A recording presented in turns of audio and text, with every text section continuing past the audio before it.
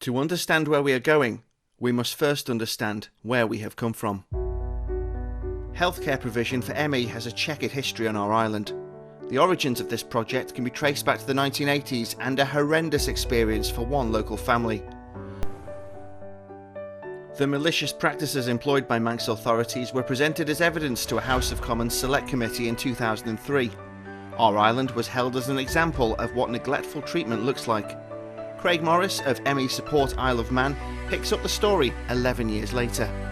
Well, we made a really big breakthrough in the winter 2014 with the Health Minister and CEO and Medical Director. There was a good business case that was made, there was a lot of evidence put forward, an incredible GP who was giving up months of her time and days off to help us feel understood and to help train GPs, but unfortunately in the end, without funding, things fell apart.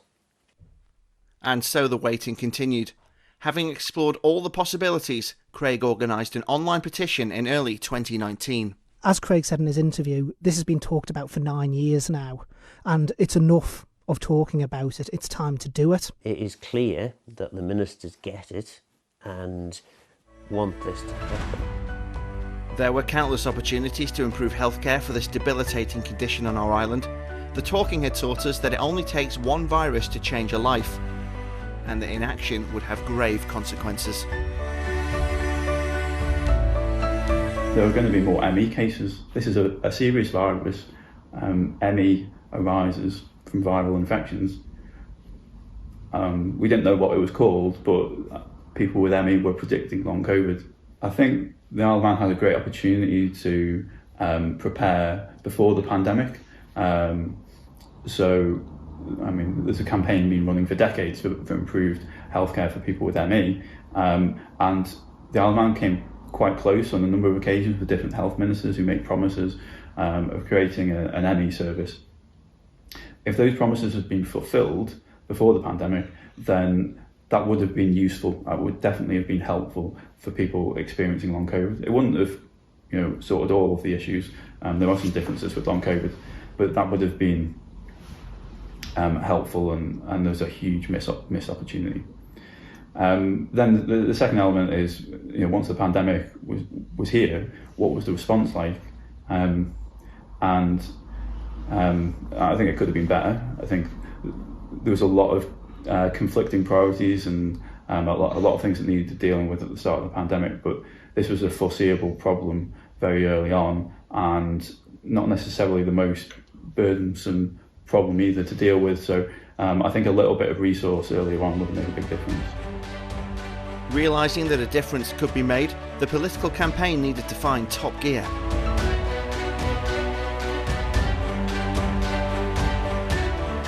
Greater awareness of these debilitating conditions was also required. Myalgic encephalomyelitis, or ME for short, is a debilitating, complex, chronic neurological disease. It is a fluctuating, multisystematic, invisible illness that primarily affects the neurological, endocrine, and immune systems. My refers to muscle, algic means pain, encephalo refers to the brain, myel to the spinal cord, and itis denotes inflammation. The presentation is highly variable, ranging from relatively normal lives all the way to bedridden patients. But it is estimated that 25% are housebound for a period of their lives and 75% are unable to work.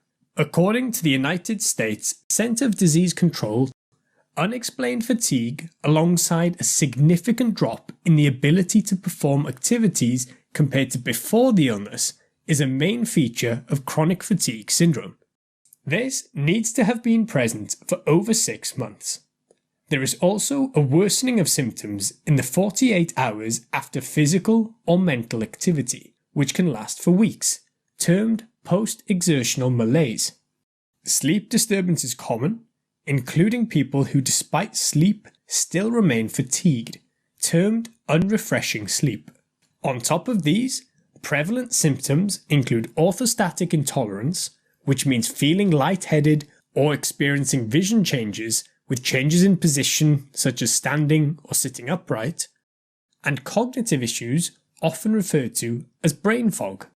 These are the main symptoms. However, several others have also been linked to chronic fatigue syndrome, including chronic muscle pain or headaches, gastrointestinal symptoms, upper respiratory tract symptoms like a sore throat, and even shortness of breath and palpitations.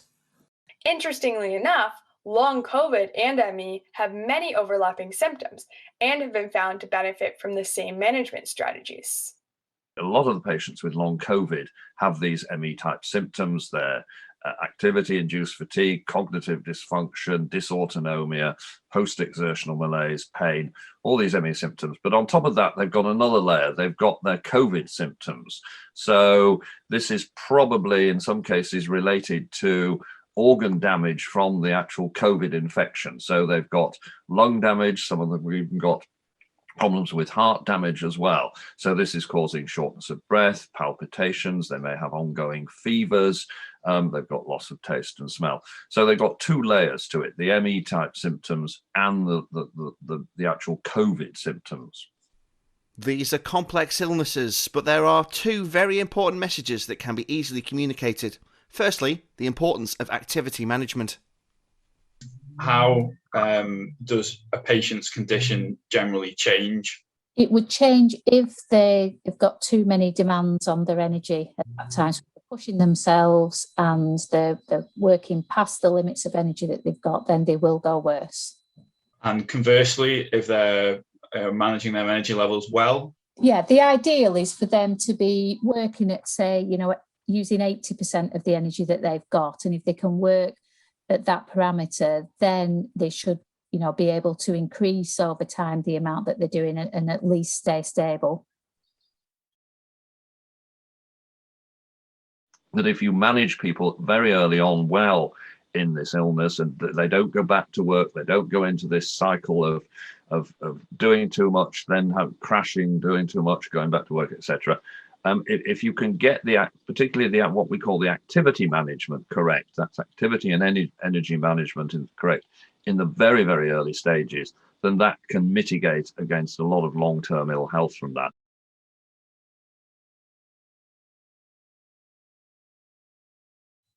I would say trying to increase activities too soon and pushing through the limits that the body's got and trying to return to that normal life quicker than maybe they should be. Quite often people don't reduce the amount of stress that they're under and they don't reduce the responsibilities that they've got. So they may return to work quickly. They continue looking after the children and doing what are their normal daily activities, but really they haven't got enough energy to be able to do those at that time. Secondly, we don't know how many of our residents are at ongoing risk of fatigue relapse. I was never told there was a chance of it coming back, so I never knew how to manage the risks and to make the very minor adjustments that would have been needed to, prevent, this horrific 2.5-year period. I should have been diagnosed with ME in 2012. If we'd spoken in 2013, what advice would you given me? I would have said that you probably weren't cured. I've never come across anybody that's actually been cured fully from ME or post-viral fatigue. So my advice would have been to still be careful, to still acknowledge that you could have a setback or a relapse and that the fatigue could come back. That would be a possibility for you. So to be very careful in managing the energy that you had and not to push yourself at that time. And what would be the typical triggers of a setback? It could be a period of stress or transition. So if you were moving house or getting married, it could be that you were overexerting yourself beyond, your capabilities, or it could be that you'd got another illness at that time that, again, you weren't resting up properly to get rid of that illness before you then started to resume your normal activities. ME Support IOM has made a difference. Could public awareness have been improved sooner? Yes, definitely. It's just almost unbelievable that that more hasn't been done to raise awareness of how to recover from a virus when we're living in a viral pandemic. I think it's scandalous that known evidence of how to recover from this sort of situation is not being circulated more proactively by government agencies and organisations, and it shouldn't be left to amateur charities like ourselves to be spreading that sort of information. Minister Hooper, officers with DHSC and Manx Care have been listening though. Public awareness initiatives are now within scope of Manx Care's project, and the healthcare service is being designed to cover the wide range of needs. The feedback received from our charity and by Manx Care at recent listening events has been overwhelming. In the words of the instigator of this project, I think having had such a bad time in the medical system, it was so hard to get help, and when I did, it made me a lot worse, that I just wanted to make sure that my experience wasn't repeated, and that people could get what is actually quite simple advice and care that can be completely transformational. So let's hear more about how the transformation of this service can be delivered. So I think one of the first things for me is thinking about different stages that people need to go through on that pathway. And I think one of the things that's really important is to think about the assessment phase. It's so important that people get a good assessment at the beginning, that they're given enough time to go through the complexity of this disorder, because everyone is very different who has these types of problems. So it's important that everyone is individually assessed, that there's sufficient time to go through everything that they're experiencing and how it's impacting on their life. Diagnosis is also complex. There's lots of overlying conditions that you could have that have the same symptoms. So it's important that that's gone through. Once we've got that diagnosis and we've done the assessment, then it's also about making sure that people have enough time to go through a care plan in detail about kind of what do they want from this pathway, actually what do they need, what are their goals within that pathway. And also the third component to assessment is really about information. It's making sure that people have enough information at the beginning to be clear about how we understand these conditions and what the pathway is going to involve for them, and what they can expect from it. So I think it's really important that there is a lot done right at the beginning to make sure everybody has that before they proceed through to therapy. And then I think it's important from my experience to really split the therapy pathway into two phases. So to make sure that we are stabilising people, so we're actually regulating some of the difficulties that they have before we think about whether they're ready for any process that involves increasing or changing their activity levels. And I think that's one of the problems we've seen in previous pathways, is that people are too quickly put through to changes when actually they're not stable. So the next aspect I would think about is also about timing. So in many services these days, you have a very quick experience for service. You come in, you're assessed, you have an 8 or a 10-week group pathway and you're discharged. And really for these conditions, you need more time. So more time to work with the symptoms, to implement change, to help people through relapse. So timing is quite an important component, and giving people sufficient time in the service. But that then leads on to capacity, because if you're going to give people more time, you've got to then think about how your pathway manages capacity, and that we've got some support there for ongoing needs at the end of that pathway. And then my final thing is really flexibility, that everybody is different. So we need to make sure that there isn't just one route you can go through a pathway, that actually pathways are connected, and you might have to shift between pathways if your condition changes or your needs are different. And Yorkshire Fatigue Clinic, led by Dr Sue Pemberton, has represented good practice according to the all-party parliamentary group on ME. So what has worked so well in Yorkshire? Well, we did come out with the highest clinical scores on the research into specialist services, and I think the reason for that was about early intervention. We need to access people's services early. It is about giving people a duration of therapy that actually supports them with implementing change.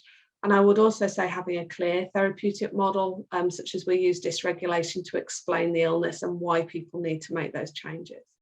A plan is firmly in place. So how does former minister and parent of Kitty, who lives with severe ME, and president of ME Support IOM, Phil Gaughan, see things? I would say I'm more optimistic that something is going to happen now, but that there are still opportunities for this to fall flat on its face.